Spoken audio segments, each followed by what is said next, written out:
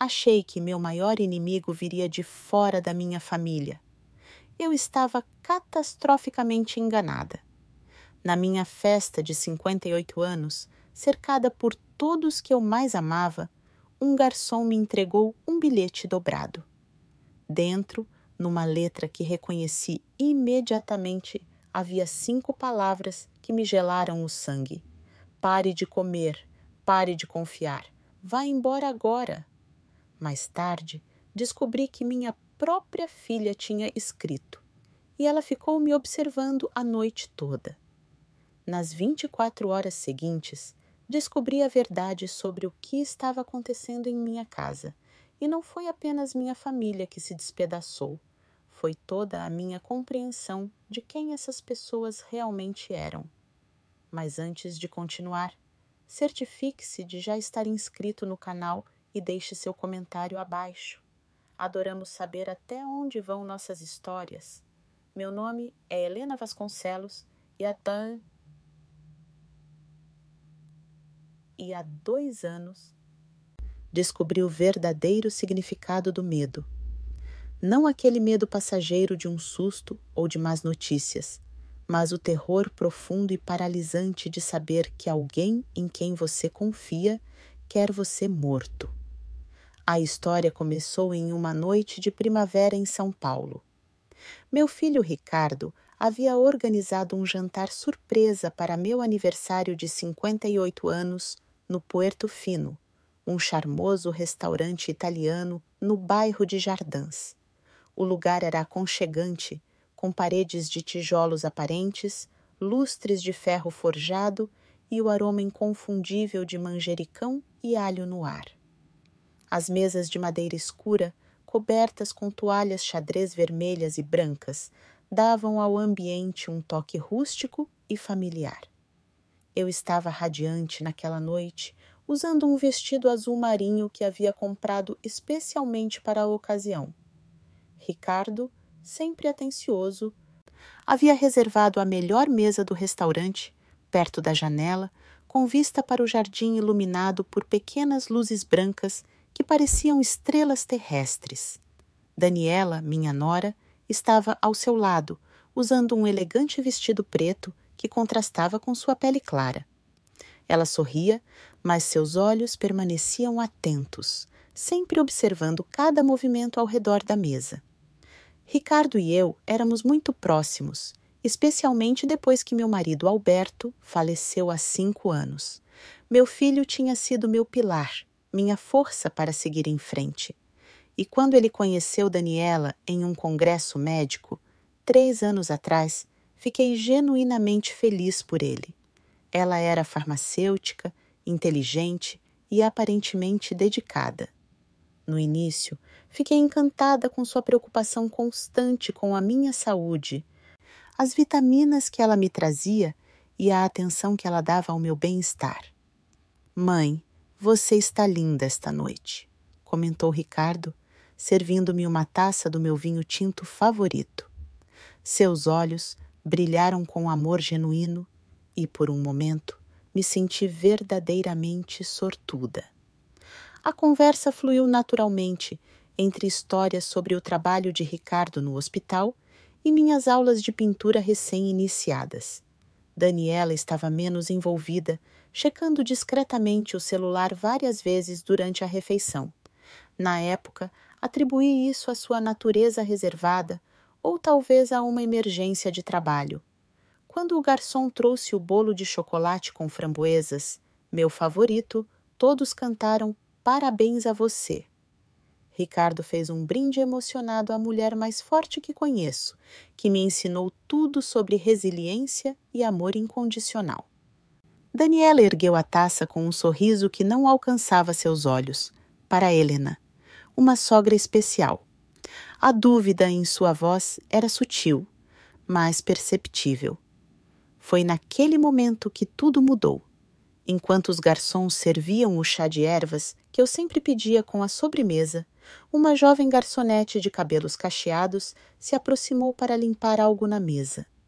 Com um movimento quase imperceptível, ela colocou um pequeno pedaço de papel dobrado sob meu guardanapo. Nossos olhares se encontraram por um segundo, os dela cheios de urgência e medo. Com as mãos trêmulas, escondi a conta no colo e a abri discretamente. A mensagem, escrita com letra apressada, dizia: "Não beba o chá. Sua vida está em perigo. Estou de olho há semanas." Senti meu coração disparar e o sangue congelar em minhas veias. Minha primeira reação foi olhar para a xícara fumegante de chá à minha frente, o mesmo chá de ervas que eu bebia quase todas as noites. De repente, aquele líquido âmbar pareceu sombrio e ameaçador. "Helena, seu chá vai esfriar", comentou Daniela, com os olhos fixos na minha xícara. Havia algo predatório em seu olhar que eu nunca havia notado antes. Uma antecipação quase imperceptível.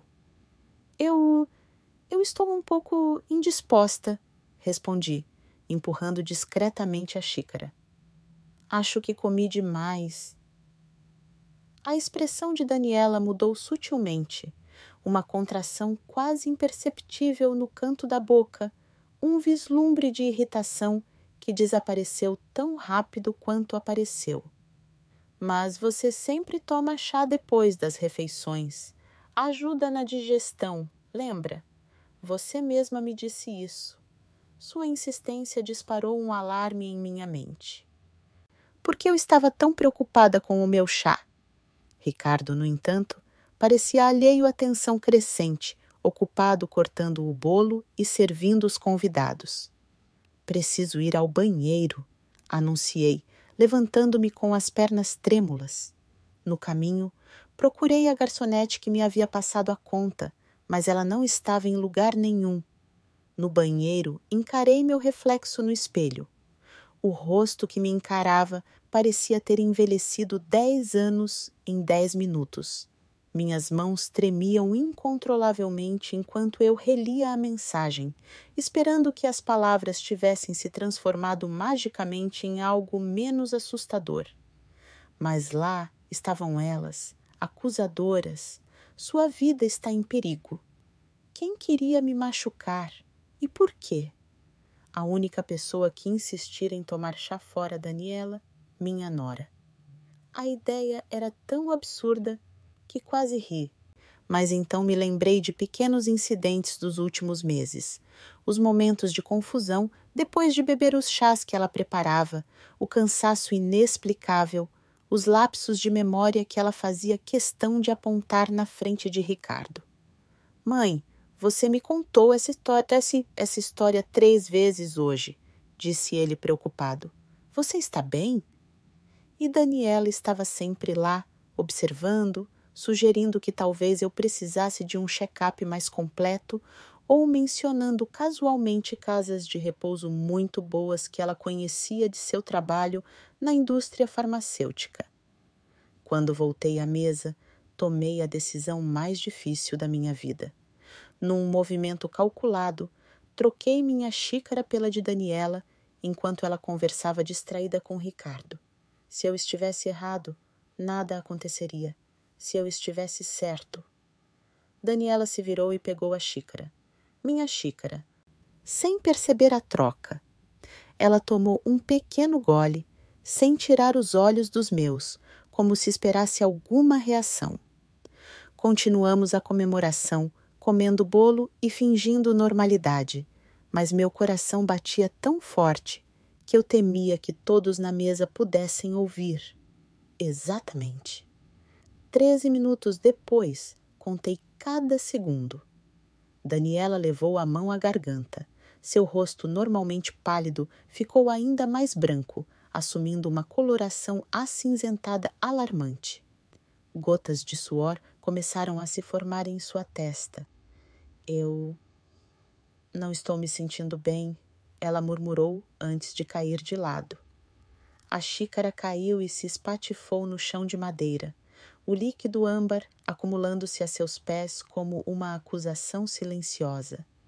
O restaurante mergulhou no caos.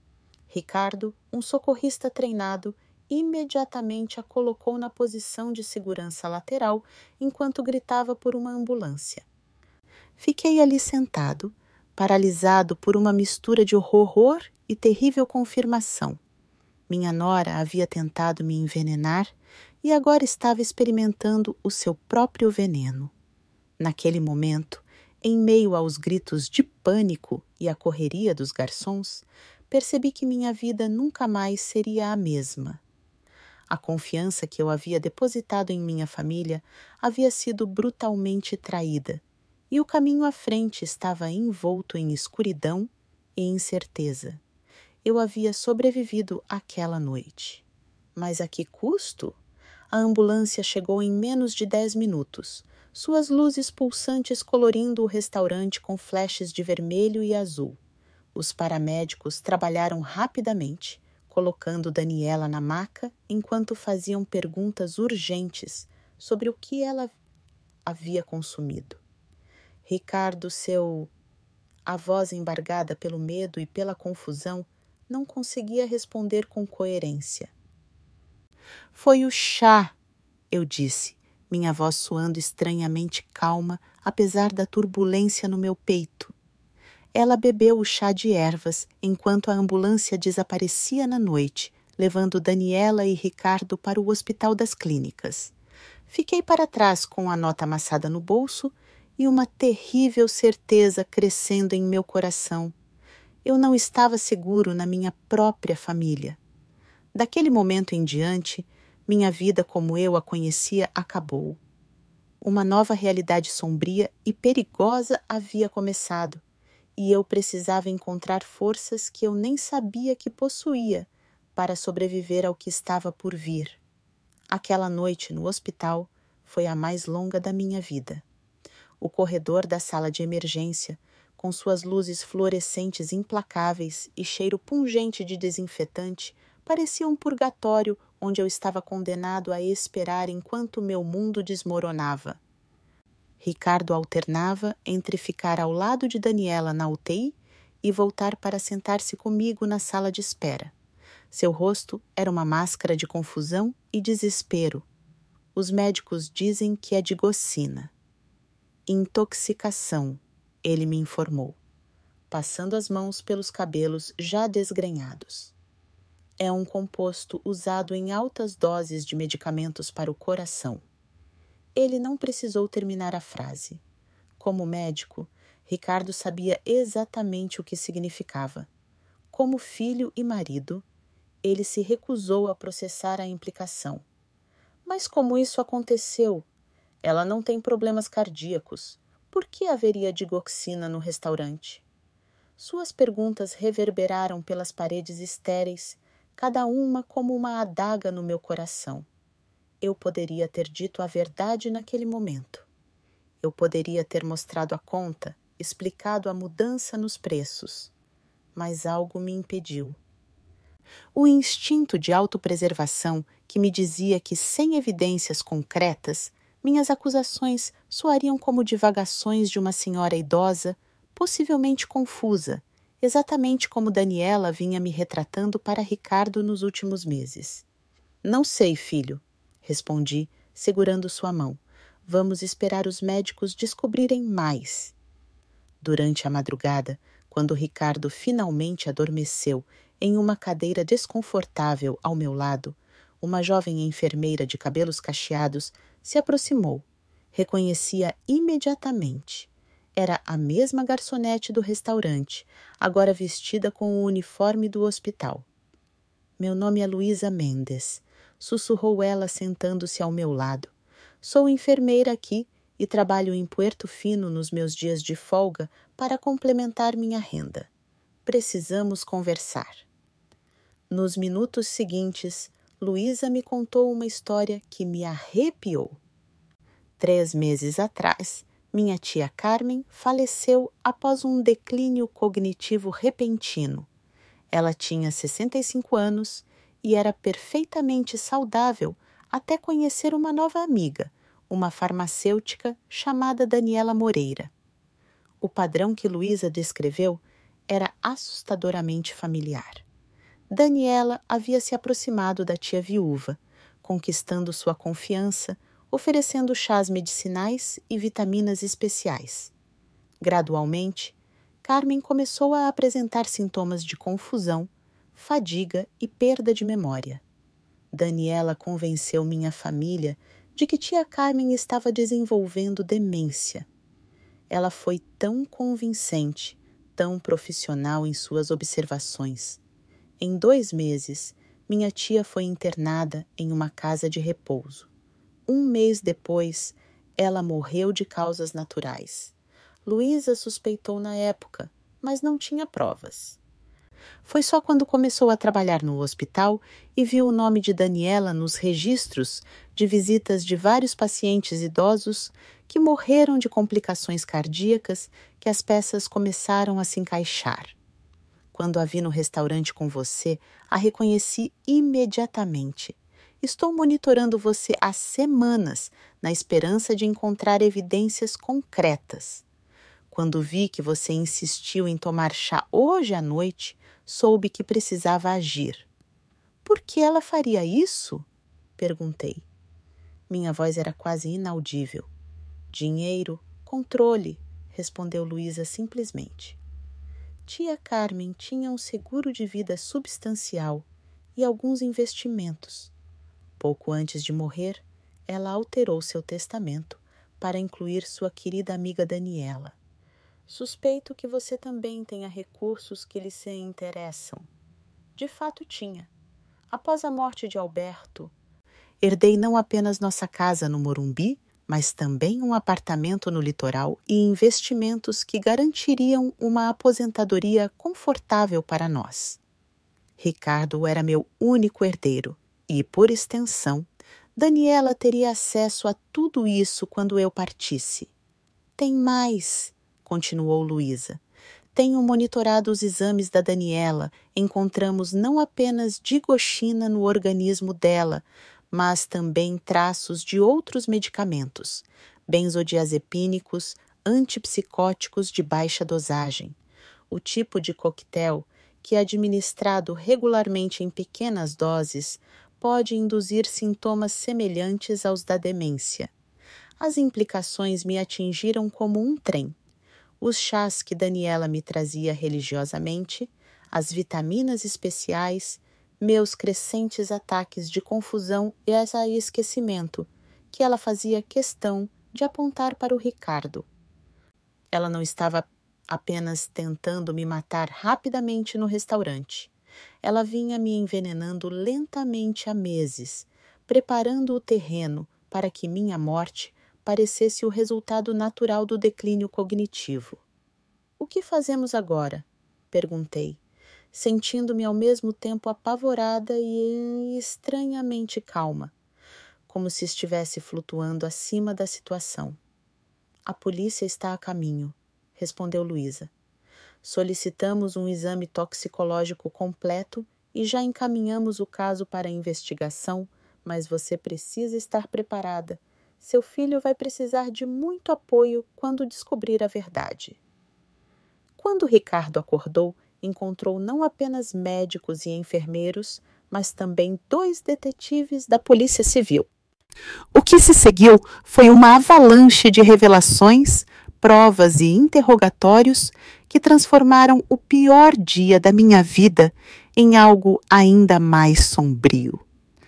O conteúdo do copo foi analisado e confirmou a presença de uma dose letal de digoxina, suficiente para causar uma parada cardíaca que pareceria natural em uma mulher da minha idade, especialmente uma que supostamente apresentava sinais de declínio cognitivo. Os detetives revistaram o apartamento que Ricardo dividia com Daniela e encontraram um verdadeiro arsenal farmacêutico escondido em um fundo falso na gaveta de lingerie dela, digoxina, benzodiazepínicos, antipsicóticos e outros medicamentos que eu nem conseguia pronunciar. Encontraram também um diário onde Daniela documentava metodicamente meus episódios, a maioria deles fabricados ou induzidos pelas substâncias que ela me administrava sem o meu conhecimento. Houve buscas em casas de repouso, processos de interdição judicial e, ainda mais incriminador, cópias dos meus documentos financeiros aos quais ela não deveria ter acesso. Ricardo desmoronou diante dessas evidências. Ver meu filho forte e sempre autoconfiante ser reduzido a selvagens incontroláveis, enquanto tentava conciliar a imagem de uma esposa amorosa com a de uma assassina calculista, partiu meu coração de maneiras que eu não imaginava serem possíveis. Como pude não ter percebido? Repeti entre lágrimas. Como pude ser tão cega? A resposta foi simples e devastadora. O amor não cega. Ricardo amava Daniela e confiava nela implicitamente. E Daniela havia explorado essa confiança da maneira mais cruel possível, usando-a não apenas contra ele, mas também contra mim. Enquanto os detetives se retiravam com a promessa de nos manter informados, permaneci ao lado de Ricardo, segurando sua mão como fazia quando ele era criança. Acordando de um pesadelo? Só que desta vez não houve despertar. O pesadelo era real e teríamos que conviver com suas consequências.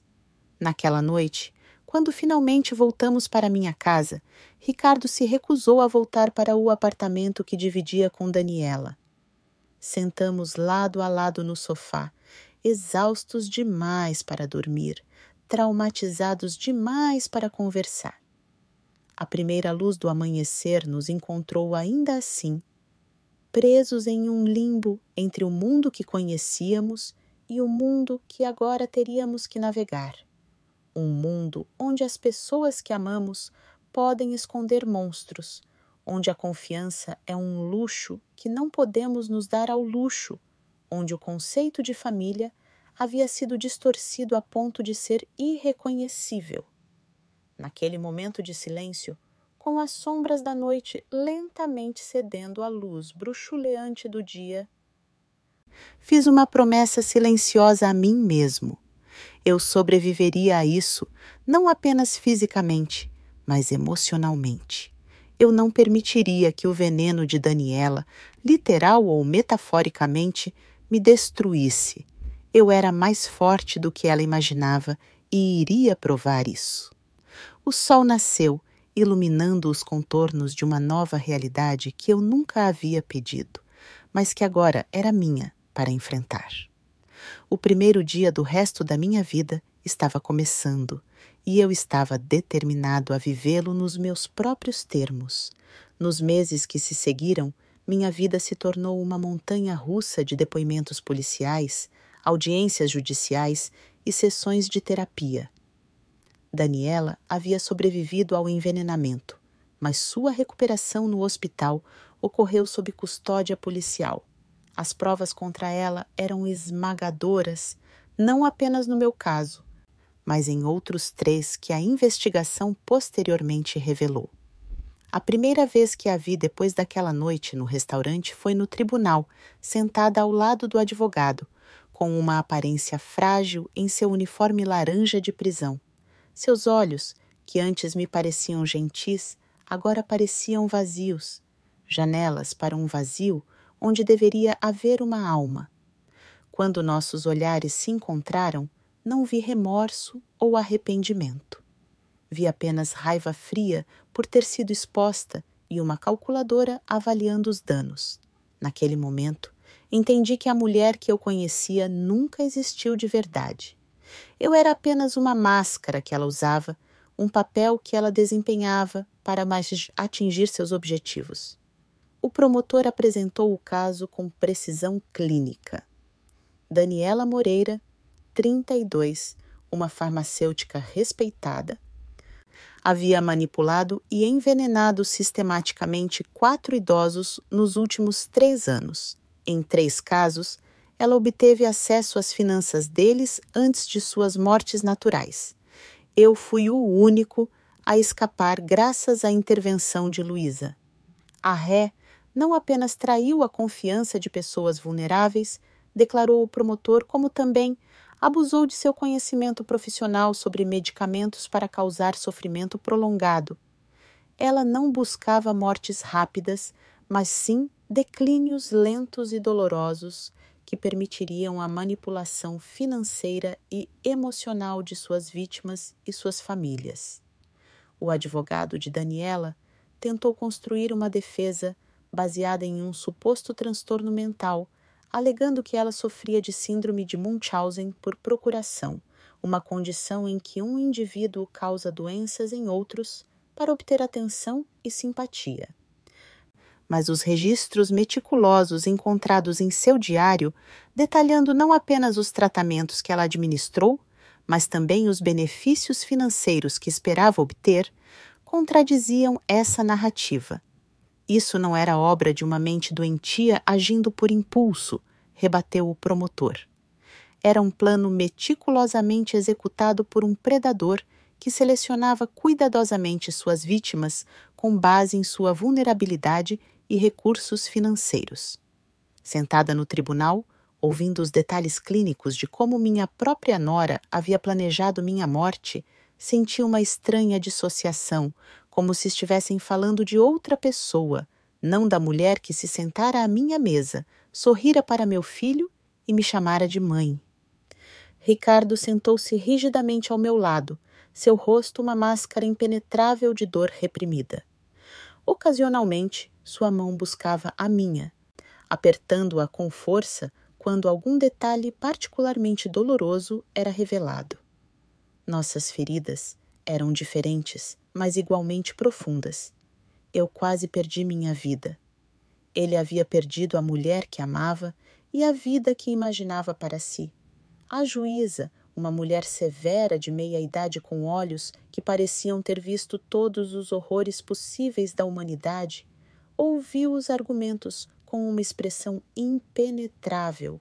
Quando finalmente falou, sua voz carregava o peso da justiça, sem dúvida. Daniela Moreira, este tribunal a considera culpada de tentativa de homicídio qualificado, envenenamento, fraude e abuso de idosos. Você é condenada a 30 anos de prisão sem possibilidade de liberdade condicional nos primeiros 20 anos. Nenhuma emoção cruzou o rosto de Daniela quando a sentença foi proferida. Ela simplesmente assentiu, como se aceitasse um diagnóstico inevitável em vez de uma punição por seus crimes. Enquanto ela era conduzida para fora do tribunal, nossos olhares se encontraram uma última vez. Em seus olhos, vi uma coisa, a certeza de que ela havia sido traída por acaso, não por consciência.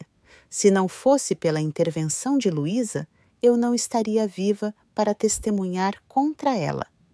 Ao sair do tribunal naquele dia, com Ricardo silenciosamente ao meu lado, senti um enorme peso sendo simultaneamente tirado e colocado sobre meus ombros. A justiça havia sido feita, mas o verdadeiro trabalho de reconstruir nossas vidas estava apenas começando. Nas semanas seguintes, nós duas iniciamos terapia individual e conjunta. Nossa terapeuta, doutora Martins, era especialista em trauma e traição. E seu consultório aconchegante se tornou um santuário onde podíamos expressar as emoções que mantivemos reprimidas o resto do tempo. Vocês dois estão passando por processos de luto diferentes, mas relacionados, explicou ele em uma de nossas primeiras sessões. Helena, você está processando não apenas a traição e o atentado contra sua vida, mas também a perda da confiança básica de que todos precisamos para viver no mundo. Ricardo, você está sofrendo não apenas a perda da esposa que pensava ter, mas também a culpa por não ter reconhecido os sinais. Era verdade, cada um de nós carregava cicatrizes diferentes daquela experiência. Para mim, a parte mais difícil foi reaprender a confiar não apenas nos outros, mas também nos meus próprios instintos. Muitas vezes eu senti que algo estava errado, mas descartei essas sensações como paranoia ou confusão. Daniela me condicionou a duvidar de mim mesmo, e esse era um hábito difícil de quebrar. Eu deveria ter percebido, repetia Ricardo em nossas sessões, com a culpa o corroendo. Havia sinais. As mudanças em sua memória começaram exatamente quando Daniela começou a preparar seus chás. Ela insistiu que eu observasse cada pequeno lapso, cada momento de confusão, e como médico, eu deveria ter questionado e investigado. Não é culpa sua, eu lhe assegurava, embora secretamente nos meus momentos mais sombrios, uma pequena parte de mim sentisse raiva por ele não ter me protegido. Ela enganou a todos nós. Gradualmente, através de muitas sessões dolorosas, começamos a processar nossa dor e a encontrar um caminho a seguir. Ricardo decidiu tirar uma licença prolongada do hospital. Incapaz de confiar em seu próprio julgamento clínico, após falhar completamente em reconhecer os sinais de envenenamento em sua própria mãe. Quanto a mim, decidi que precisava de uma mudança completa de ares.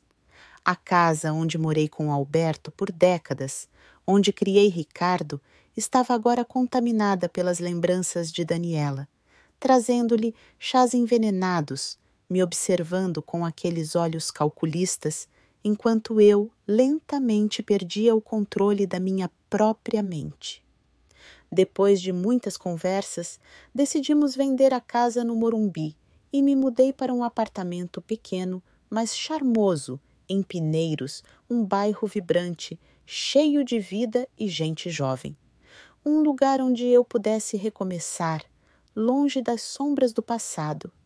Ricardo alugou um apartamento no mesmo prédio, determinado a estar perto o suficiente para me sustentar, mas me dando espaço para recuperar minha independência. Lentamente, começamos a reconstruir não apenas nossas vidas individuais, mas também nosso relacionamento, que havia sido profundamente afetado pela traição de Daniela. Uma das coisas mais difíceis foi enfrentar as sequelas físicas do envenenamento crônico. Embora os médicos tivessem me garantido que a maior parte da medicação havia sido eliminada do meu organismo, alguns efeitos persistiram. Lapsos de memória ocasionais, fadiga inesperada, momentos de desorientação. Seu corpo passou por um trauma significativo, explicou meu neurologista.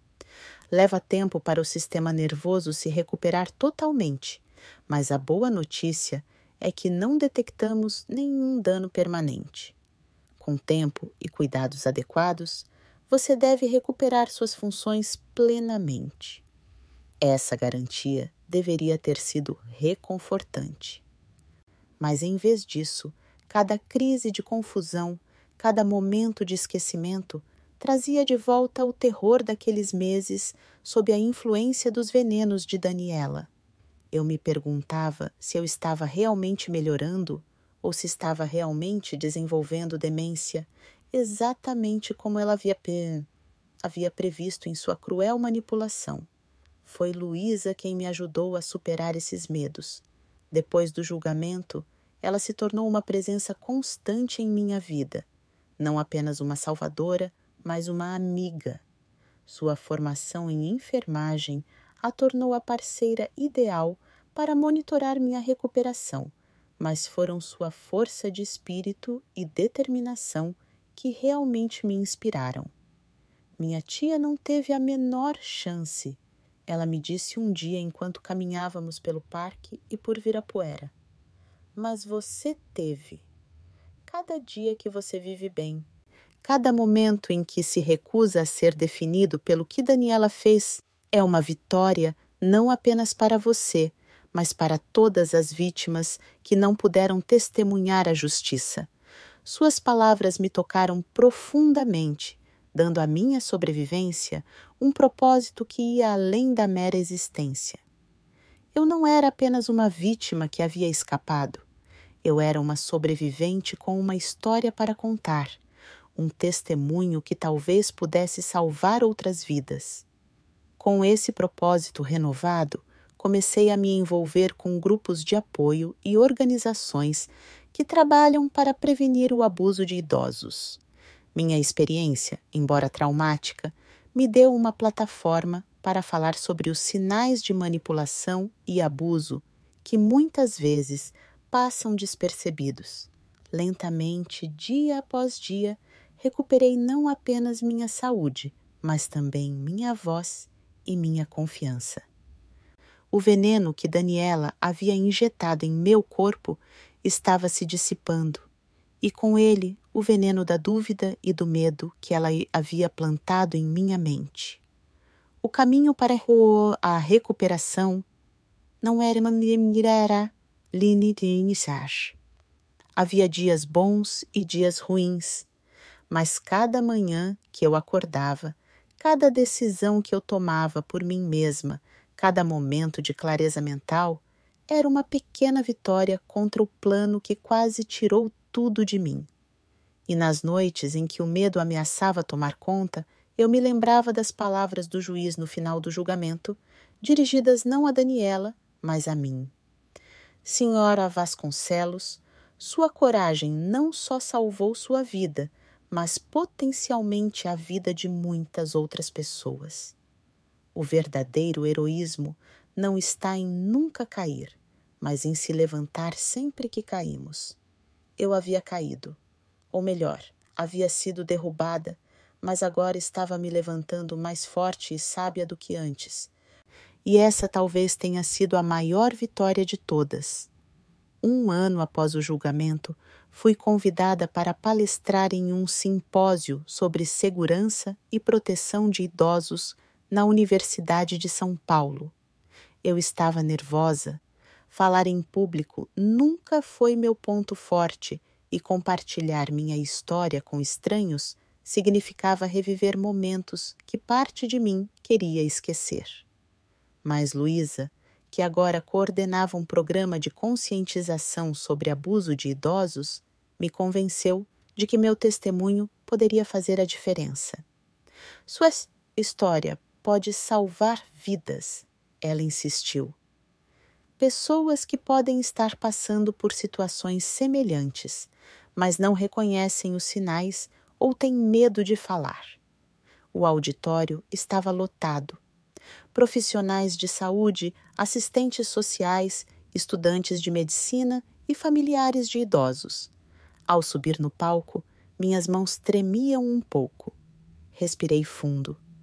Olhei para Luísa e Ricardo nas primeiras filas e comecei a falar. Meu nome é Helena Vasconcelos.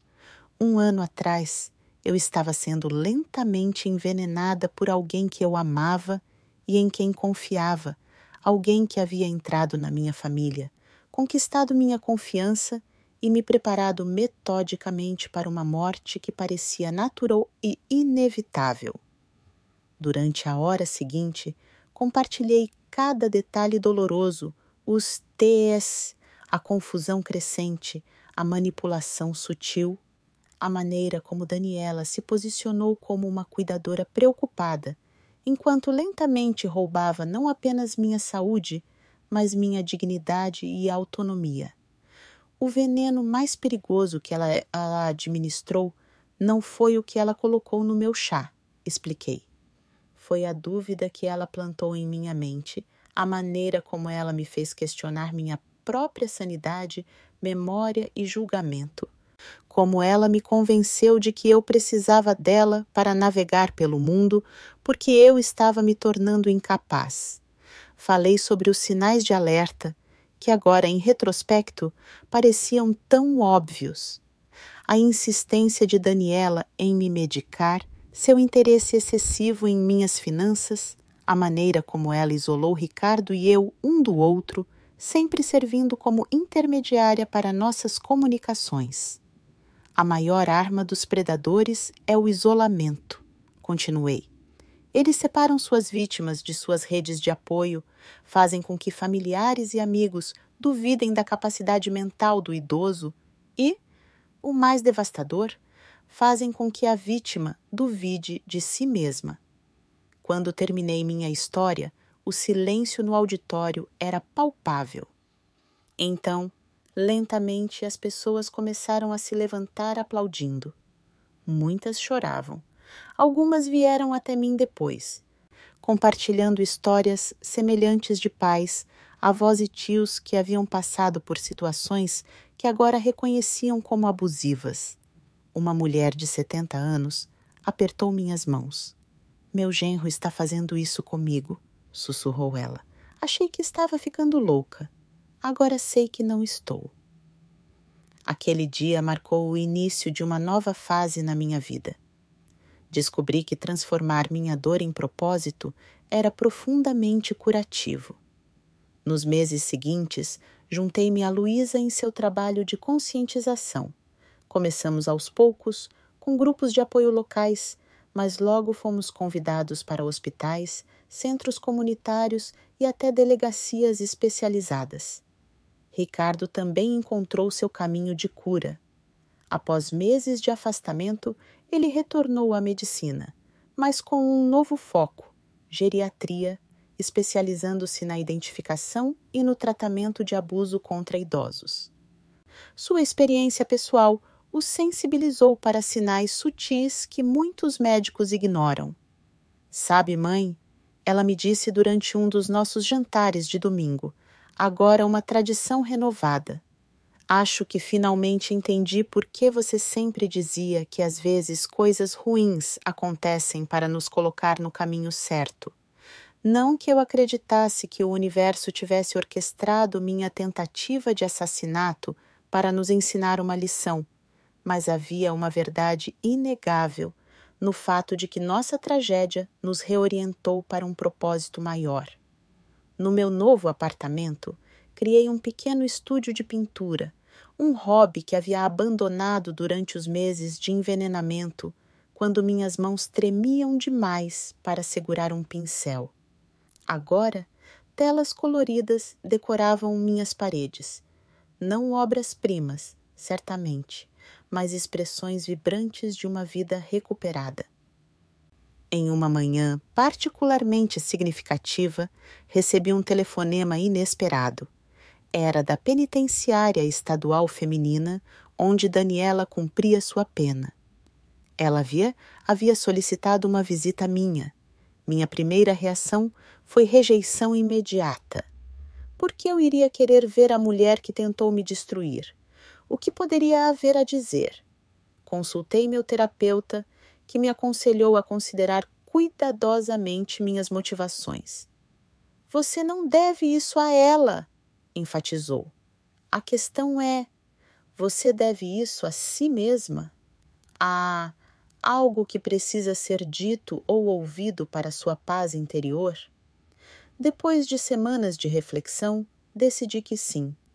Havia perguntas que só Daniela poderia responder e talvez confrontá-la agora, de uma posição de força, fosse o passo final necessário para minha libertação completa. A prisão era um lugar opressivo. Paredes de concreto cinza, barras de metal, o eco de portas pesadas sendo fechadas e abertas. Sentei-me na sala de visitas, com o coração disparado enquanto esperava. Quando Daniela entrou, quase não a reconheci. O uniforme da prisão pendia sobre seu corpo magro.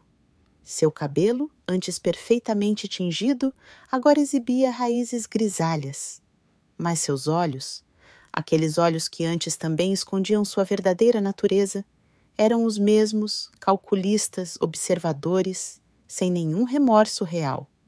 Helena disse, sentando-se à minha frente. Obrigada por vir. Eu não esperava que você aceitasse. Estou aqui para entender, respondi, mantendo a voz firme. Por quê? Não apenas porque você tentou me matar, mas por que daquela maneira? Por que o teatro prolongado, a manipulação, o envenenamento lento?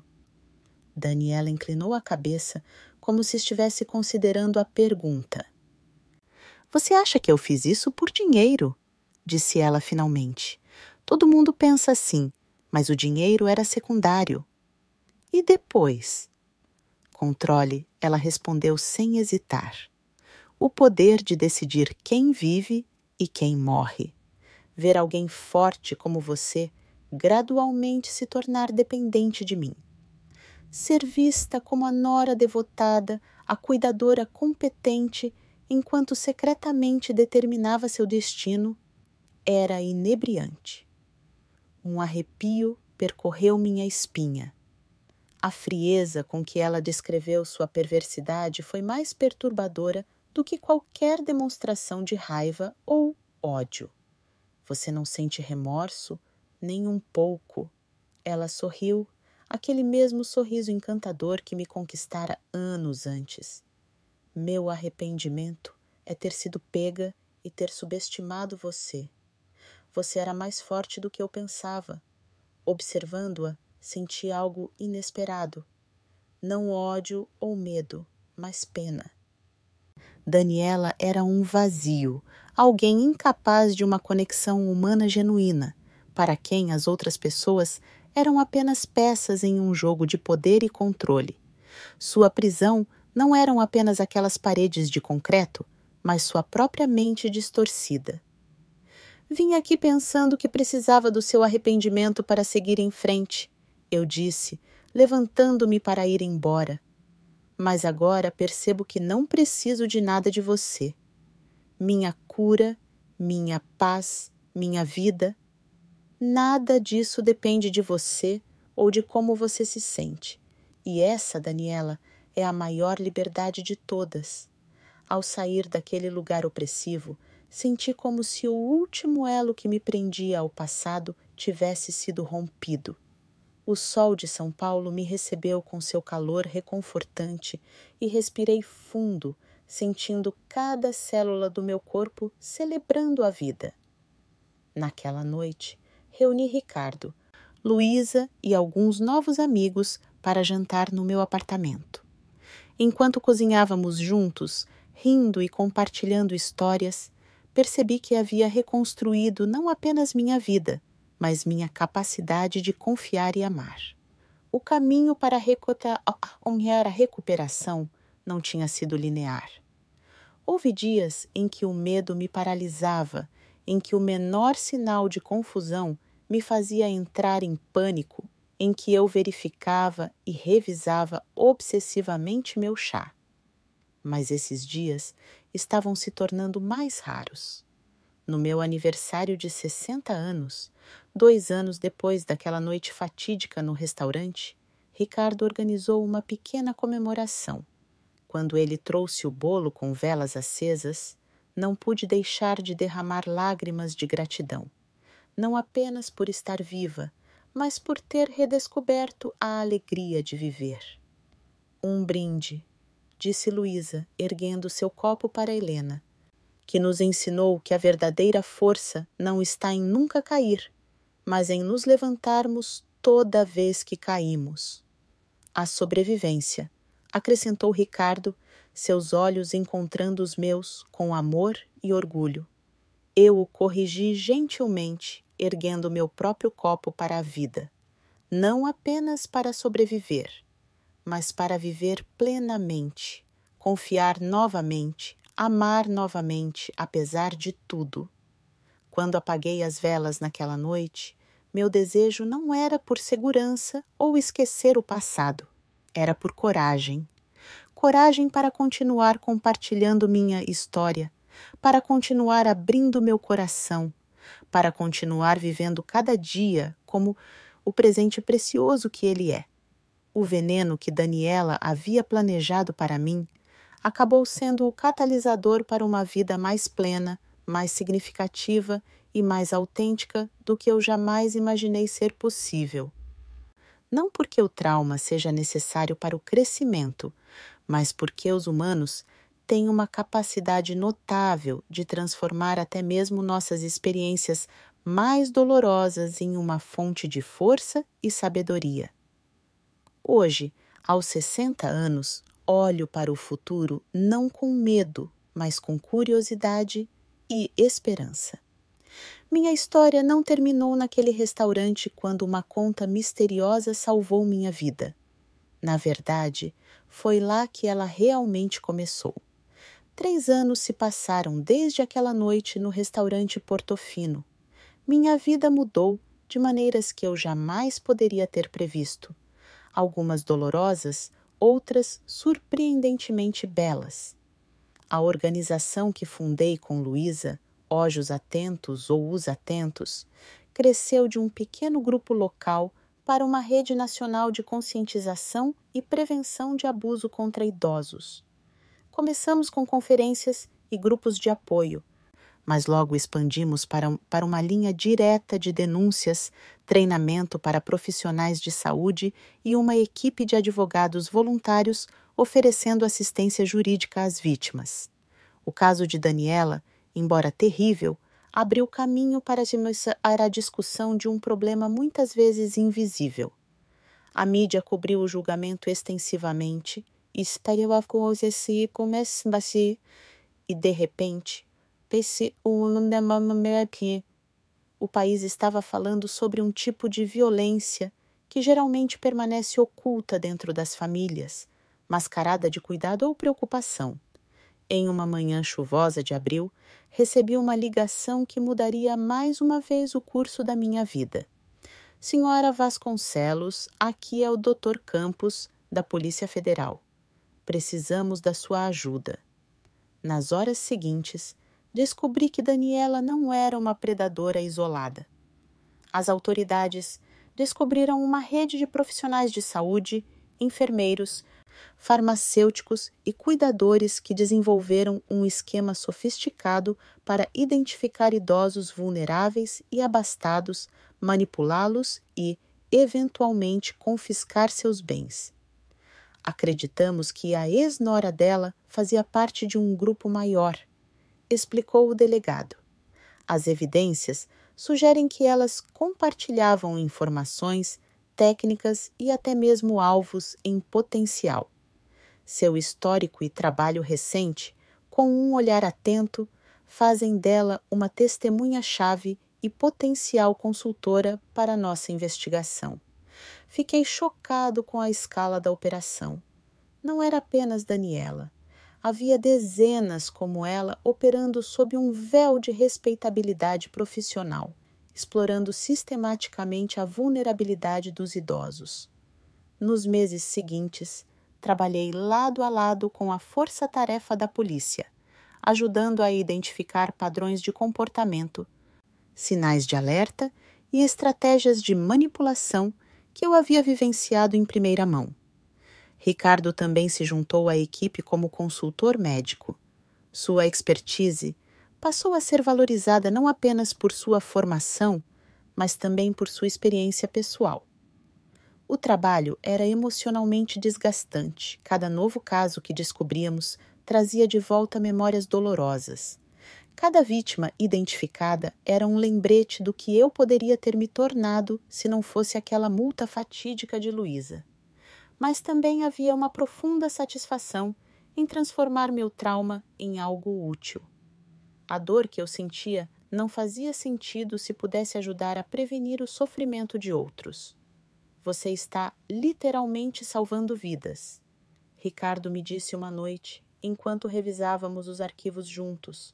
Seu rosto mostrava sinais do fardo que carregava, a consciência de que, como médico, ele havia falhado em reconhecer os sinais de abuso, mesmo quando acontecia sob seu próprio teto. Nós dois somos, respondi, apertando sua mão. Nosso relacionamento havia se aprofundado por meio do trauma compartilhado e do propósito comum que encontramos. Não era a vida que imaginávamos, mas havia uma beleza inesperada em nossa jornada compartilhada de cura e significado.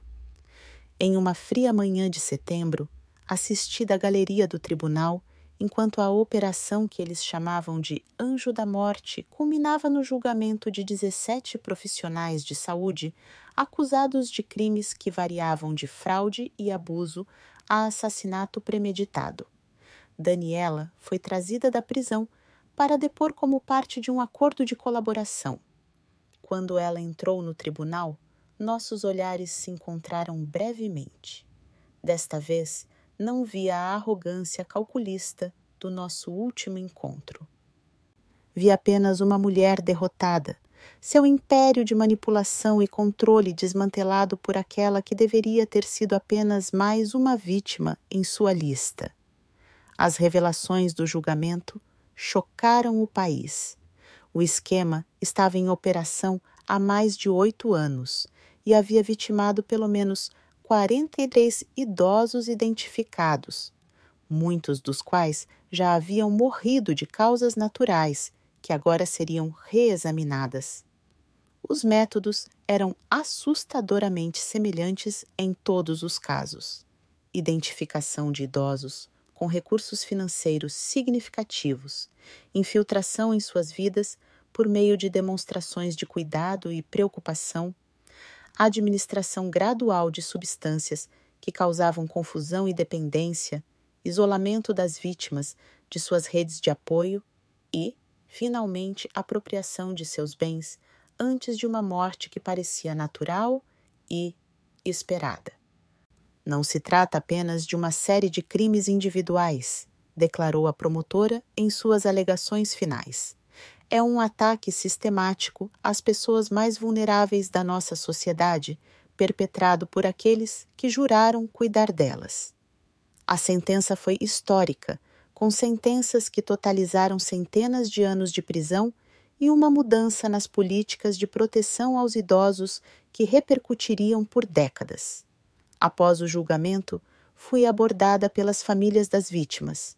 Suas histórias eram variações da minha. Confusão com as mudanças no comportamento de seus entes queridos, culpa por não ter percebido o que estava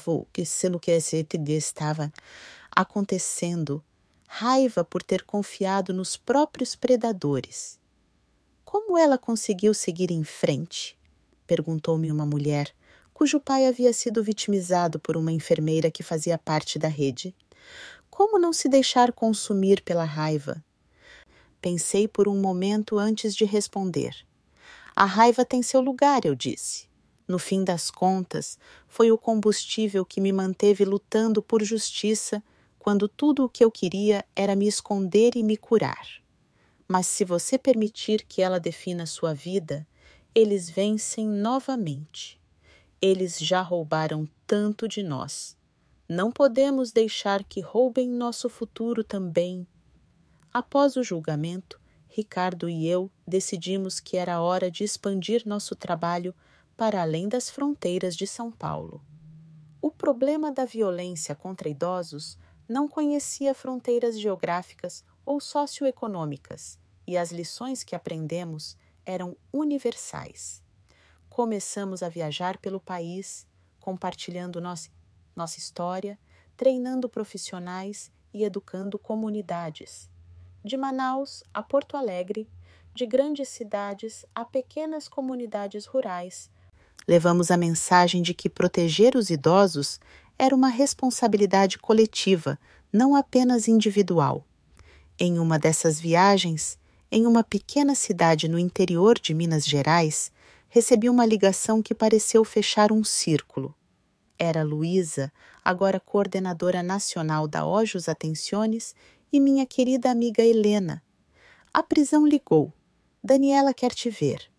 Ela está doente, com câncer terminal. Os médicos dizem que ela tem apenas algumas semanas.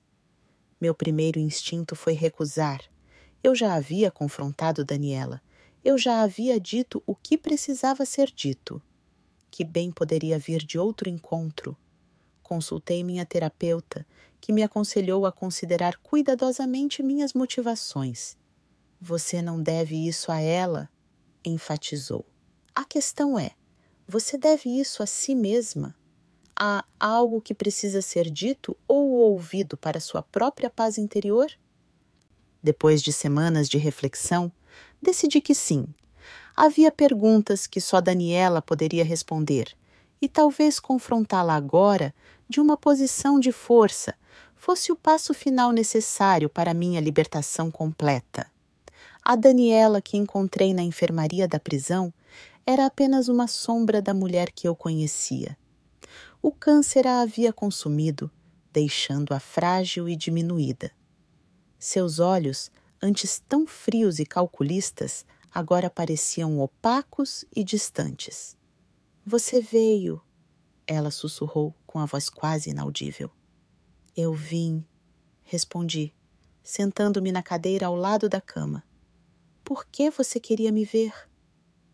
Ela tossiu, uma tosse seca e dolorosa que sacudiu todo o seu corpo frágil. Eu queria ver seu rosto uma última vez, o rosto da mulher que destruiu tudo o que eu construí. Mesmo à beira da morte, Daniela se recusou a aceitar a responsabilidade por seus atos.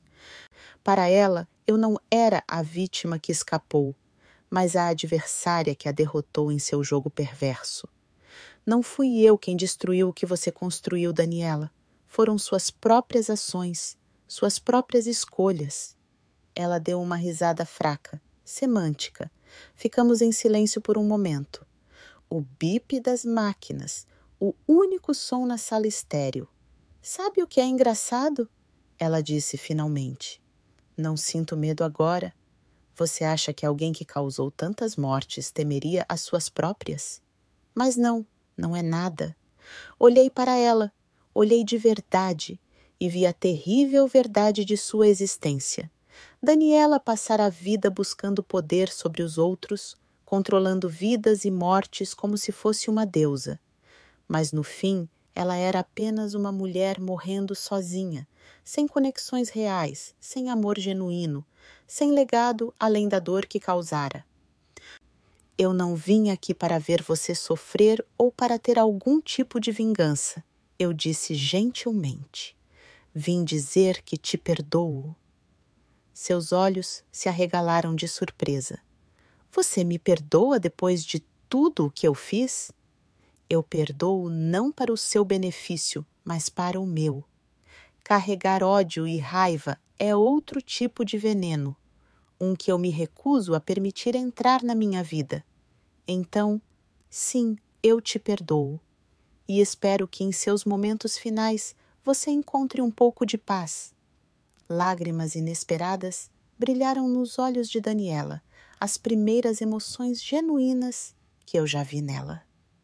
Você realmente me derrotou, ele murmurou em todos os sentidos. Ao sair da prisão naquele dia, senti um peso sendo tirado de mim. Não apenas o peso da raiva que eu carregava, mas o peso de permitir que minha história fosse definida por ela. Daniela tinha sido um capítulo na minha vida. Um capítulo doloroso e transformador, mas apenas um capítulo. O resto da história ainda estava sendo escrito e era meu para escrever. Ricardo me esperou no carro, seu rosto ansiosamente procurando sinais de como o encontro havia me afetado. Como você está? Perguntou ele com a preocupação evidente na voz. Pensei por um momento, refletindo profundamente sobre a pergunta. Em paz, respondi finalmente. Acho que finalmente estou em paz. Enquanto voltávamos para o hotel, observei a paisagem montanhosa de Minas Gerais, os vales verdejantes, as casinhas brancas pontilhando as encostas, o céu infinitamente azul acima, a beleza simples e perene da vida, que continua resiliente e teimosa apesar de tudo. Sabe? Perguntei a Ricardo. Quando tudo isso aconteceu, pensei que nunca mais me sentiria seguro ou confiante, que sempre haveria uma parte de mim esperando pelo próximo traidor, pela próxima taça envenenada. Ele assentiu, compreendendo. E agora? Agora entendo que a segurança completa é uma ilusão. Sempre haverá riscos, sempre haverá pessoas que querem machucar os outros, mas também sempre haverá Luísas, pessoas que arriscam tudo para ajudar estranhos. E sempre haverá a chance de transformar nossa dor em propósito, nossas feridas em sabedoria. Ricardo sorriu, seus olhos brilhando com lágrimas não derramadas. Você é incrível, sabia? Eu ri, sentindo uma leveza que não sentia há anos. Eu não sou incrível. Sou apenas uma sobrevivente que aprendeu que a verdadeira vitória não está apenas em sobreviver, mas em viver plenamente depois. 3 meses depois, Ricardo e eu estávamos em Brasília testemunhando a aprovação de uma nova legislação de proteção ao idoso que incluía muitas das recomendações baseadas em nossa experiência.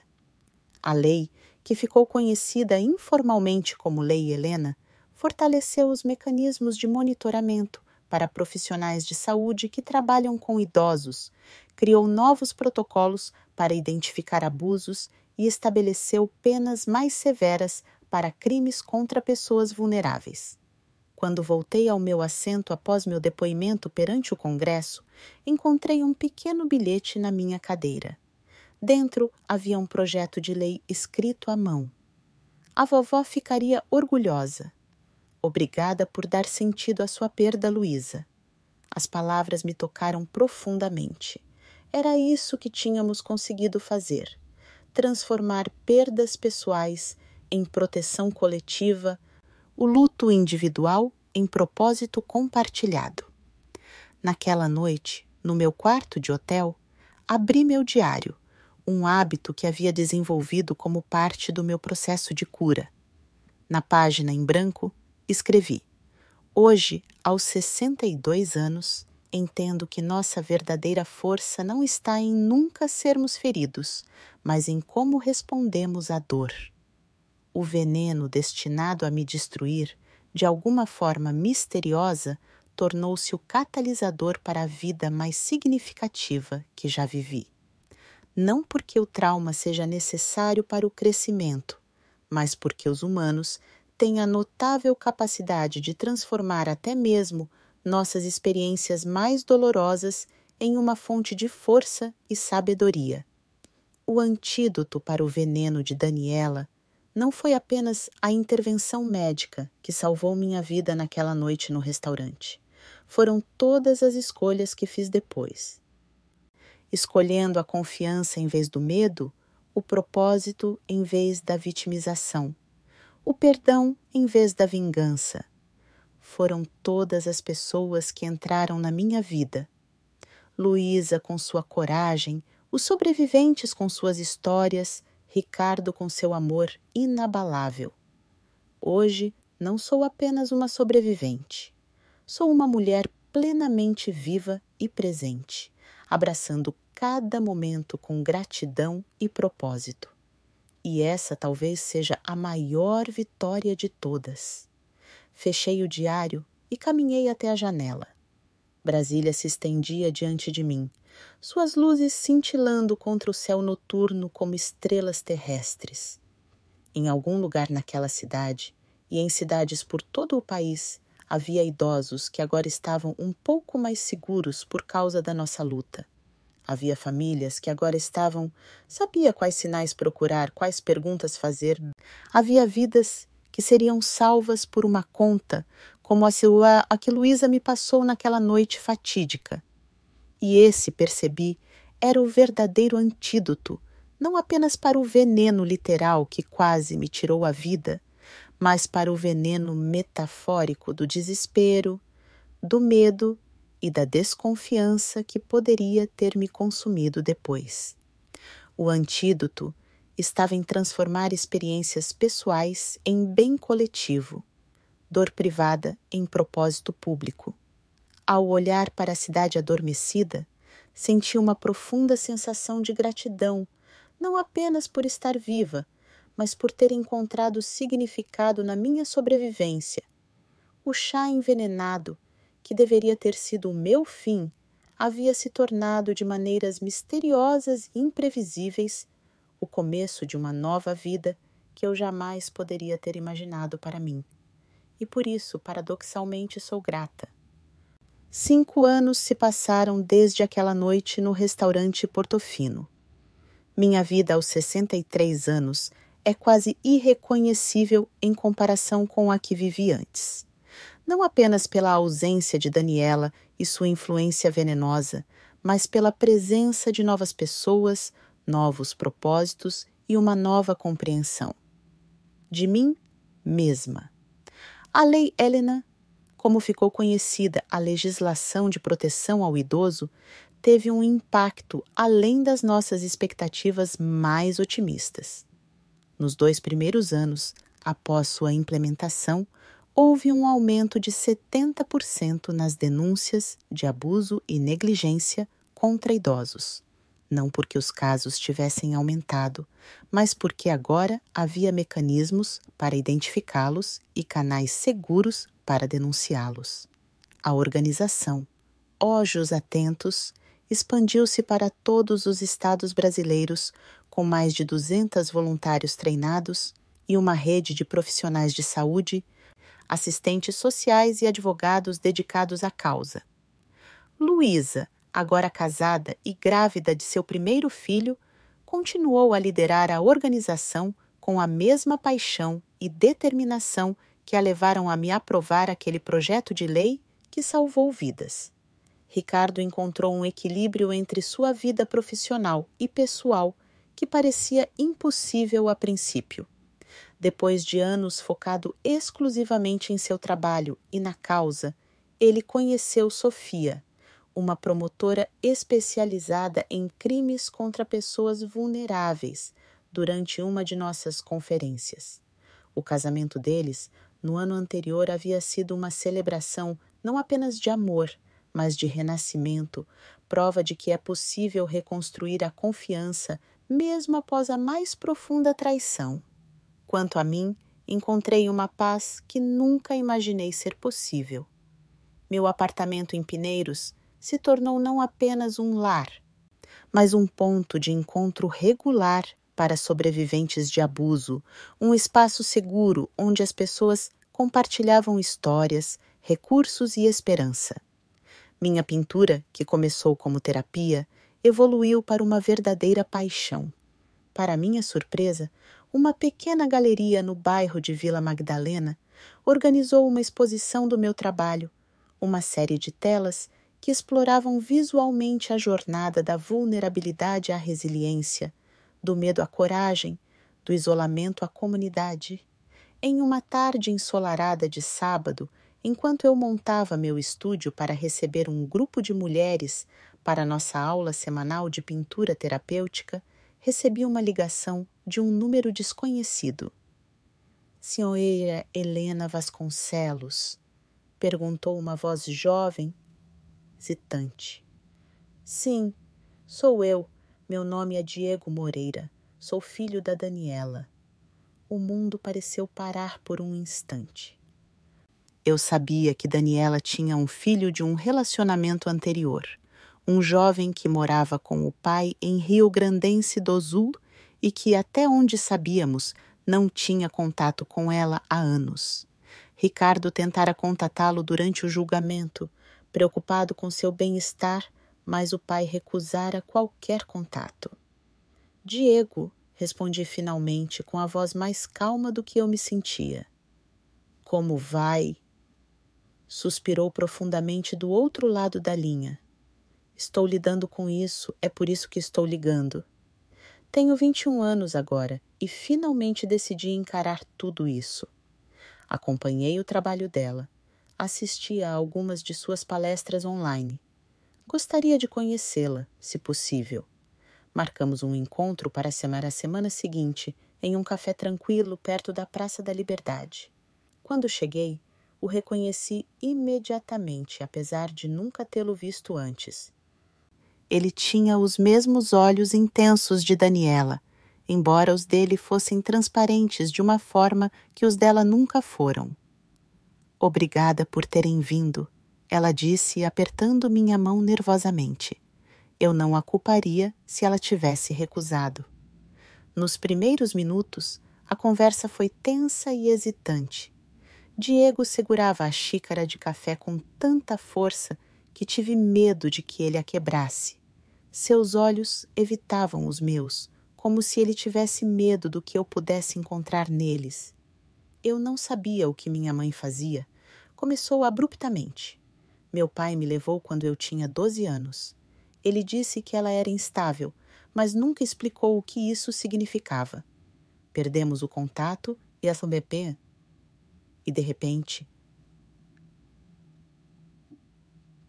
Itza estava em todos os jornais. Senti meu coração apertar por aquele jovem, carregando um fardo que não era dele. Diego, você não precisa se explicar. Você não é responsável pelas ações dela. Talvez não, ele respondeu finalmente encontrando meus olhos. Mas sinto que preciso entender. Preciso saber se há algo dela em mim, algo que eu deva temer. A pergunta flutuou entre nós, carregada de implicações. Era uma pergunta que eu sabia que ele devia ter enfrentado inúmeras vezes durante longas noites sem dormir, questionando seu próprio DNA, seu próprio natureza. O que você faz, Diego? Perguntei, mudando sutilmente o rumo da conversa. Ele pareceu surpreso com a pergunta. Estou no meu último ano de enfermagem. Irônico, não é? Considerando que não respondi com firmeza, não é irônico. É uma escolha. Sua escolha. Sua escolha. Sua mãe usou o conhecimento médico para ferir. Você está escolhendo usá-lo para curar. Essa é a diferença mais fundamental que pode haver. Uma lágrima escapou, deslizando por sua bochecha. Ele a enxugou rapidamente, como se estivesse envergonhado. Quando descobri tudo, minha primeira reação foi abandonar o curso. Como eu poderia continuar na mesma área que ela costumava fazer o que fazia? Mas então comecei a acompanhar seu trabalho, vendo como você transformou sua experiência traumática em algo positivo. E pensei, talvez eu também possa fazer isso. E você pode, assegurei a ele. Na verdade, você já está fazendo isso. Estar aqui hoje, enfrentando o passado em vez de fugir dele, é a prova disso. Nas 2 horas seguintes, compartilhamos histórias, medos e esperanças. Diego me contou sobre crescer com uma mãe que alternava entre o carinho exagerado e a frieza desconcertante sobre as frequentes mudanças de cidade. Sobre os amigos idosos que Daniela cultivava e que inevitavelmente desapareciam de suas vidas. Contei a ele sobre minha jornada de cura, sobre encontrar propósito na dor, sobre reconstruir a capacidade de confiar. Falei sobre Ricardo e como ele também lutava contra a culpa e o medo, apesar de não ter feito nada de errado. Ao final do nosso encontro, algo havia mudado. A tensão inicial dera lugar a uma conexão inesperada. Não exatamente amizade, talvez nem mesmo conforto total, mas compreensão mútua. Éramos 2 pessoas cujas vidas haviam sido profundamente afetadas pela mesma mulher de maneiras completamente diferentes e que estavam encontrando maneiras de seguir em frente. Posso perguntar uma coisa? Perguntou Diego enquanto nos despedíamos. Você realmente a perdoou? Li sobre isso em uma entrevista, mas sempre me perguntei se era verdade. Considerei a pergunta cuidadosamente. Perdoar não significa esquecer ou desculpar o que foi feito. Para mim, significava liberar o poder que a raiva e o ressentimento tinham sobre mim. Então, sim, eu a perdoei. Não por ela, mas por mim. E essa foi uma das decisões mais libertadoras que já tomei. Ele assentiu lentamente. Ainda estou trabalhando nisso. Às vezes, sinto raiva dela por me abandonar. Outras vezes, sinto raiva por ela ter feito o que fez com você e com as outras vítimas. E às vezes, sinto culpa por sentir qualquer coisa além de raiva. O perdão não é um destino, Diego, é uma jornada e cada pessoa encontra seu próprio caminho em seu próprio tempo. Nos despedimos com um abraço hesitante que nenhum de nós havia planejado. Ao me afastar, vi algo em seus olhos que não estava lá quando nos conhecemos. Uma pequena centelha de esperança, talvez. A possibilidade de redenção não pelos pecados de sua mãe, que não eram dele para redimir, mas por nossa dor compartilhada, que agora talvez pudesse ser transformada em cura compartilhada. Nos meses seguintes, Diego se tornou um aliado inesperado em nosso trabalho. Como estudante de enfermagem, ele trouxe uma perspectiva única para nossas iniciativas de prevenção, o conhecimento privilegiado dos sistemas e práticas que predadores como Daniela exploraram, combinado com uma empatia genuína pelas vítimas que só pode vir de alguém que também carregava cicatrizes, ainda que diferentes. Em uma tarde particularmente significativa, Diego e Ricardo se encontraram pela primeira vez em um de nossos seminários de treinamento. Observei a interação deles de longe, temendo a tensão que poderia surgir. Para minha surpresa e alívio, vi Ricardo estender a mão. Primeiro, vi o aperto de mão firme, a conversa que começou hesitante, mas logo se tornou envolvente.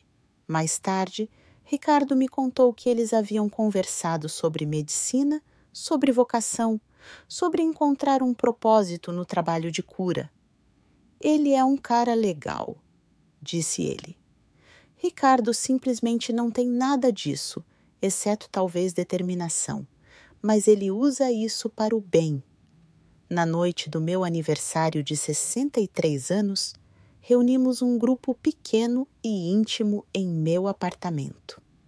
Ricardo e Sofia, Luísa e seu marido com seu bebê recém-nascido, alguns amigos queridos de grupos de apoio e Diego, que se tornou uma presença constante em nossas vidas. Enquanto compartilhávamos uma refeição preparada com carinho e contávamos histórias honestamente, observei os rostos ao redor da mesa, rostos marcados por diferentes tipos de dor, diferentes tipos de cura, todos unidos não apenas pelo trauma compartilhado, mas pela recusa coletiva de permitir que esse trauma tivesse a última palavra. Quando chegou a hora do brinde, Ricardo se levantou, copo na mão. A minha mãe, disse ele, com a voz firme, mas emocionada, que nos ensinou que nossa maior força não está em nunca cair, mas em como escolhemos nos levantar. Ah, Helena, acrescentou Luísa, que transformou seu veneno em antídoto para tantos outros. A família, disse Diego suavemente, não aquela em que nascemos, mas aquela que escolhemos criar. Enquanto os copos tilintavam e as conversas fluíam, senti uma onda de gratidão tão intensa que quase me tirou o fôlego. Não gratidão pelo que havia acontecido, nunca por isso, mas pelo que emergiu depois, pela comunidade nascida da solidão, pelo propósito nascido da dor, pelo amor nascido do medo. Mais tarde naquela noite, sozinha no meu estúdio, dei a pincelada final em uma tela na qual vinha trabalhando há meses. Um autorretrato, não como eu era antes de Daniela, nem como eu era durante o pesadelo do envenenamento, mas como eu era agora. Uma mulher de 63 anos, com linhas de expressão que contavam histórias de risos e lágrimas, com olhos que tinham visto o pior da humanidade, e ainda assim escolheram buscar o melhor, com mãos que tremiam de medo, e agora criavam beleza e construíam conexões. Dei um passo para trás para observar o trabalho concluído e percebi que finalmente havia encontrado não apenas paz, mas algo mais profundo e duradouro, propósito. O propósito que vem não apenas da sobrevivência, mas de usar essa sobrevivência para iluminar o caminho para os outros. O veneno que Daniela pretendia me destruir havia, por meio de uma alquimia que ainda não compreendo completamente, se transformado no catalisador para a vida mais significativa que já vivi. Esta não é uma história sobre perdão ou redenção fácil. Não há finais limpos ou resoluções perfeitas para traumas como este. Há apenas a escolha diária de continuar, de se transformar, de crescer. E essa escolha, descobri, é o verdadeiro antídoto, não apenas para o veneno literal que quase tirou minha vida naquela noite no restaurante Portofino, mas para todos os venenos metafóricos que ameaçam nos paralisar.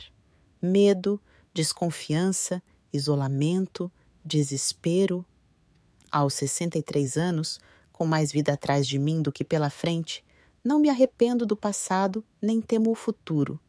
Abraço o presente com gratidão e propósito, sabendo que cada dia é uma oportunidade não apenas de viver, mas de viver com significado. E essa talvez seja a maior vitória de todas. Não apenas de sobreviver ao veneno, mas de florescer apesar dele. Não apenas de evitar a morte, mas de abraçar plenamente a vida com todas as suas complexidades, desafios e belezas inesperadas. Meu nome é Helena Vasconcelos. Sobrevivi a uma tentativa de assassinato e esta não é apenas minha história de sobrevivência, é minha declaração de vida. Uma vida que é minha para viver, minha para valorizar e, mais importante, minha para compartilhar. 7 anos depois daquela noite fatídica, me pego refletindo sobre a jornada extraordinária que percorri. Hoje, aos 65 anos, lidero uma das maiores organizações não governamentais de proteção ao idoso da América Latina, a Olhos Atención, Olhos Atentos. Ela atua em 5 países, com programas de capacitação, linhas telefônicas de atendimento e uma rede de apoio jurídico e psicológico que já ajudou milhares de pessoas. O trabalho que começou com a minha história pessoal transcendeu tudo o que eu poderia imaginar. Leis semelhantes à lei. Helena foram implementadas na Argentina, Chile, Uruguai e Colômbia. Um movimento que começou com um projeto de lei escondido num guardanapo se transformou em uma revolução silenciosa de proteção e dignidade. Ricardo agora dirige o primeiro centro especializado de tratamento e reabilitação para idosos vítimas de abuso no Brasil, combinando atendimento médico com apoio psicológico. Sofia, sua esposa, tornou-se referência internacional em legislação para a proteção de pessoas vulneráveis.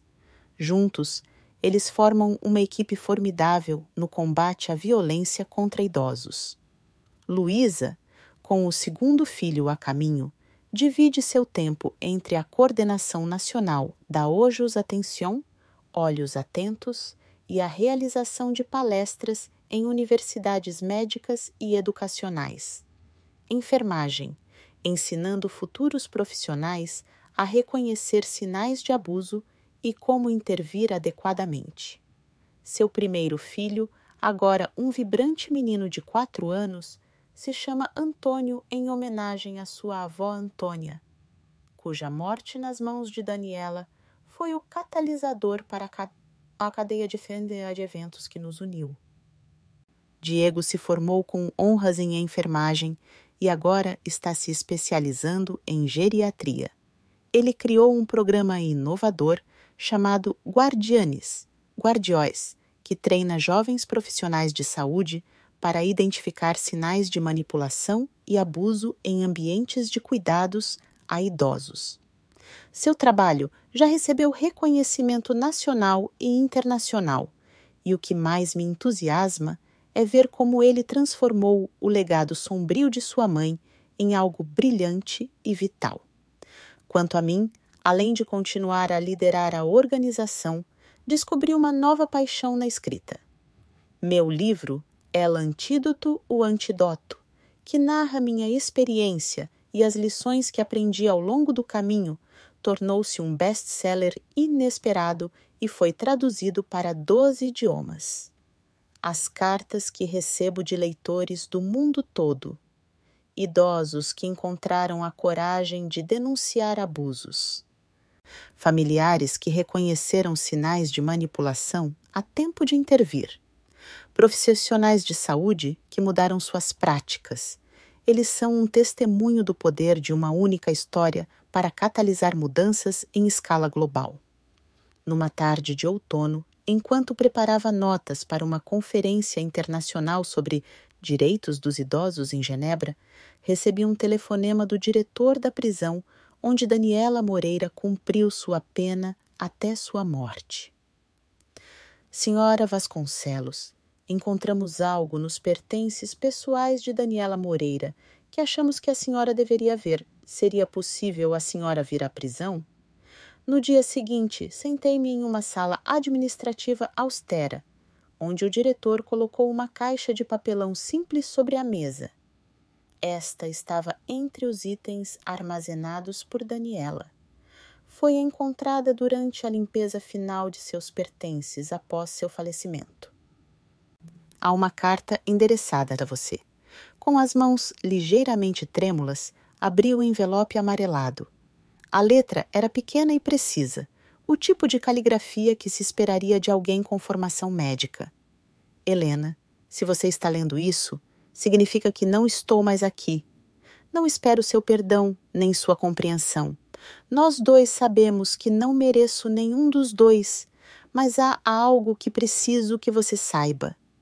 Quando nos encontramos pela última vez, você disse que me perdoou. Na época, pensei que fosse apenas mais uma manipulação, uma tentativa de se mostrar moralmente superior. Passei meses tentando encontrar o ângulo, o benefício oculto para você, porque era assim que eu via o mundo, como um jogo perpétuo de poder e controle. Mas algo em suas palavras permaneceu comigo. A ideia de perdoar não em benefício do outro, mas de si mesmo, de se libertar do veneno do ódio e da raiva. Não posso dizer que aprendi a me arrepender verdadeiramente do que fiz. Há algo fundamentalmente quebrado em mim que nunca foi consertado, mas posso dizer que pela primeira vez entendo o conceito de libertação através do perdão, mesmo que eu não possa vivenciá-lo plenamente. Na caixa, você encontrará documentos detalhando todas as minhas vítimas, incluindo algumas que nunca foram descobertas pela investigação. Nomes, datas, métodos, valores financeiros, está tudo lá. Não quero que o dinheiro vá para o Diego. Ele está construindo a vida honestamente, e esse dinheiro a mancharia. Talvez você possa usá-lo para o seu trabalho com um olhar atento. Uma ironia final. Dinheiro destinado a destruir idosos vulneráveis agora está sendo usado para protegê-los. Não espero que essas ações mudem a forma como você ou o mundo me veem. Não deveriam, mas quero que saiba que suas palavras, de alguma forma, alcançaram até mesmo alguém como eu. Daniela Moreira. Fiquei em silêncio por vários minutos, depois de terminar de ler, com emoções conflitantes me percorrendo em ondas. Choque, tristeza, um estranho tipo de alívio. Não por Daniela, cuja redenção parcial e tardia não conseguiu desfazer o mal que causou, mas pela confirmação de algo em que comecei a acreditar ao longo dos anos, que mesmo nas circunstâncias mais sombrias, a verdade e a compaixão têm um poder transformador que transcende nossa compreensão imediata. Os documentos na caixa revelaram 7 vítimas adicionais em 4 estados brasileiros, casos que haviam sido atribuídos a causas naturais ou acidentes. Trabalhando com as autoridades, conseguimos notificar as famílias, fornecendo respostas a perguntas que permaneceram em aberto por anos, às vezes décadas. Quanto ao dinheiro, mais de 2 milhões acumulados por meio de fraude, manipulação e assassinato, decidimos, após consultas com Ricardo, Diego e a diretoria da Attentive Eyes, usá-lo para estabelecer um fundo de indenização para as famílias das vítimas e financiar um novo centro de pesquisa dedicado à prevenção do abuso de idosos. A ironia não passou despercebida por nenhum de nós. O dinheiro acumulado por meio da exploração de idosos vulneráveis, agora sendo usado para protegê-los, era uma espécie de justiça poética que, embora não pudesse desfazer o passado, oferecia uma oportunidade de redefini-lo. Em minha palestra em Genebra, compartilhei essa última reviravolta na minha história. Não para oferecer a Daniela uma redenção fácil, mas para ilustrar o princípio que norteou meu trabalho nos últimos 7 anos, que mesmo nas histórias mais sombrias de abuso e traição, existe a possibilidade de transformação e cura. O abuso de idosos prospera no silêncio e no isolamento, concluí. Nosso trabalho é quebrar esse silêncio, construir conexões onde existe isolamento e transformar histórias de vitimização em narrativas de empoderamento e mudança sistêmica. A plateia se levantou em uma ovação de pé que me pegou de surpresa. Ao olhar para aquelas centenas de rostos, profissionais dedicados de dezenas de países unidos por um compromisso compartilhado com a dignidade e a proteção dos idosos, senti uma onda de esperança tão intensa que quase me tirou o fôlego. Naquela noite, no terraço do meu hotel, com vista para o Lago Genebra, liguei para Ricardo, Diego e Luísa em uma videochamada conjunta para compartilhar o sucesso da conferência e as novas parcerias internacionais que havíamos estabelecido. Você nunca imaginaria quem veio falar comigo depois da conferência? Eu disse, incapaz de conter minha empolgação. O diretor-geral da Organização Mundial da Saúde está considerando adotar nosso programa Guardiões como um modelo internacional. Os rostos na tela refletiam minha alegria, cada um deles uma testemunha da jornada extraordinária que percorremos juntos. Você mereceu, mãe, disse Ricardo, com o rosto iluminado de orgulho. Você transformou a pior experiência imaginável em algo que está mudando o mundo. Não fui só eu, respondi, a emoção fazendo minha voz falhar. Fomos todos nós, uma garçonete corajosa que se recusou a ficar em silêncio. Um filho determinado a transformar a culpa em propósito. Um jovem determinado a redefinir seu legado familiar. Amigos que se tornaram família, sobreviventes que se tornaram defensores. Quando encerramos a ligação, fiquei sozinho no terraço, observando as luzes da cidade refletidas nas águas calmas do lago. Pensei na longa e desesperada jornada que me trouxe até aqui, do terror daquela noite no restaurante à paz deste momento presente. Não era uma paz perfeita ou completa. Ainda havia dias em que a lembrança do veneno parecia tão vívida, em que o gosto do medo voltava à minha boca como se fosse ontem. Ainda havia momentos em que me perguntava como teria sido minha vida se Daniela nunca tivesse entrado nela, se Luísa não tivesse me passado aquela conta, se eu não tivesse sobrevivido.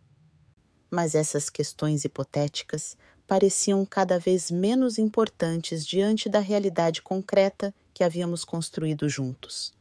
Uma realidade de propósito compartilhado, de conexões profundas, de vidas transformadas. O antídoto para o veneno de Daniela não havia sido encontrado em uma fórmula química ou em uma intervenção médica. Ele havia sido encontrado na coragem de encarar a verdade, por mais dolorosa que fosse, na determinação de transformar experiências pessoais em mudança coletiva, na escolha diária de viver, não apenas apesar do trauma, mas através dele e além dele. Enquanto o sol se punha sobre Genebra, tingindo o céu em tons de rosa e dourado, senti uma profunda sensação de gratidão. Não pelo que eu havia passado, nunca por isso, mas pelo que havíamos conseguido criar a partir disso. Por todas as vidas que agora estavam mais seguras, todas as famílias que estavam mais informadas, todos os profissionais que estavam mais bem equipados para reconhecer e responder ao abuso. E neste momento de reflexão silenciosa, finalmente entendi toda a verdade sobre a minha jornada. Que o verdadeiro antídoto nunca foi simplesmente sobreviver ao veneno, mas transformá-lo em algo que pudesse curar não apenas a mim, mas também aos outros. Esta é a minha história. Uma história que começou com traição e quase terminou em tragédia, mas que encontrou seu caminho para um lugar de propósito e significado. Uma história que continua a se desenrolar em direções que eu jamais poderia ter previsto. E talvez essa seja a lição mais importante de todas, que nossas histórias nunca terminam de fato com nossos traumas, que sempre há um próximo capítulo esperando para ser escrito, que mesmo das experiências mais tóxicas, algo profundamente curativo pode emergir se tivermos a coragem de permanecer abertos à possibilidade de transformação. O veneno deveria ser o meu fim. Em vez disso, tornou-se o começo de algo maior do que eu jamais poderia ter imaginado. E por isso, estranhamente, sou grato. Agora, se você gostou desta história, clique neste próximo vídeo que está aparecendo na tela, porque é uma história de traição e revolta como você nunca viu antes. É